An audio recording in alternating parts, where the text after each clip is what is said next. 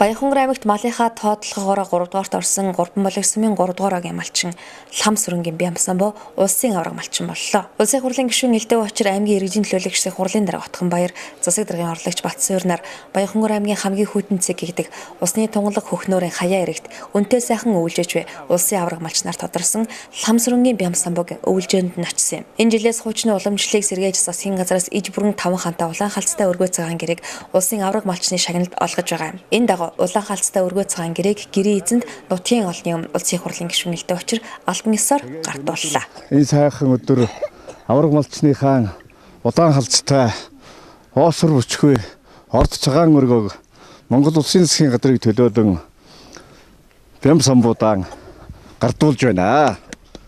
Өргөөгөө хүрээд Дүүрэн бэлэгтэй төвшин жаргалтайгаар хаврын тэргүүн сартайгаа учрын залгаж буй 3 булгийн хөдөлмөрч төмний өмнө улсын авраг малчнаар тодорсон Лам сүрэнгийн Бямсанбод эрхэм хүндэтгэлтэйгээр засгийн газраас олгосон цол хүндийг үнэмлэх тэмдгийн хамт улсын хурлын гишүүн аймгийн удирдлагууд гартууллаа.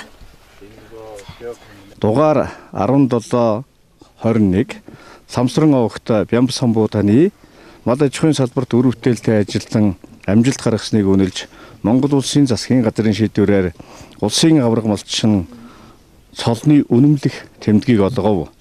Хүнсгдээ аж ахуй хөнгөн үйлдвэрийн сайд сэргэлэн гэсэн энэ одоо авраг малчны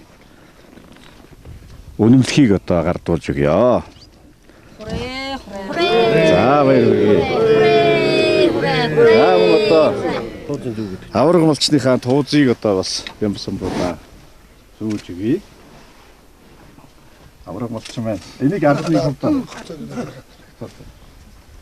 энэ их сайхан алдар хүндтэй нэр цолыг өндөр төргөж яваарай гэж Бямсанбугаас хүсье. Авраг малчныхаа гэр бүл өгж байгаа ийм шагнал байгаа.